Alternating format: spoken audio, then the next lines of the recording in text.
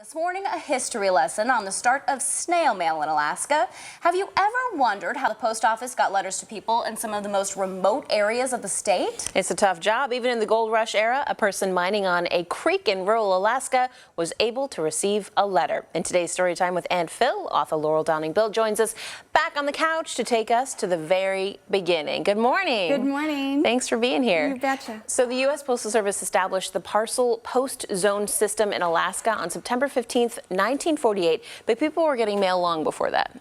Yes, before Alaska became part of the United States, the Russians used dispatch cases to get their correspondence to and from Russia and Alaska.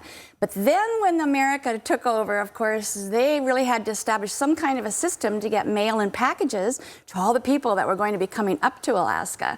In fact, the first U.S. postal system, then they established it in Sitka on July 23rd, 1867, which was almost a full 3 months before Alaska officially became part of the United States. Wow. And it's, you can understand there weren't as many routes as there are today back then. Yeah, well, since you didn't have any roads in Alaska then, and they had a few native trails and travel by water was at a minimum, those early pioneers of the postmen had to really carve out their routes through the wilderness. And they set up postal system between communities like Valdez to Eagle, along the Kuskokwim River, and then, of course, along the mighty Yukon as well.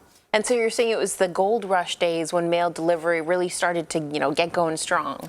Yeah, you had a lot of guys coming up here that were really seeking letters from home. So the early postmen first attempted to use horses to transport the mail, but those poor horses got bogged down in the deep snow. Oh. So then they turned to reindeer. Well, those guys turned out to be pretty stubborn and a little hard to harness train. So that's when they started relying on dogs, and dogs were perfect animals for carrying the mail through the wilderness.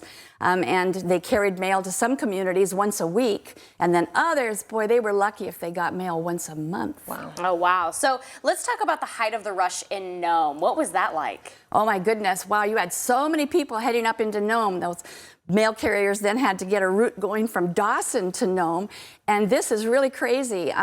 Nome, around 1900, became the largest general delivery address in the entire United States when more than 20,000 people raced up there.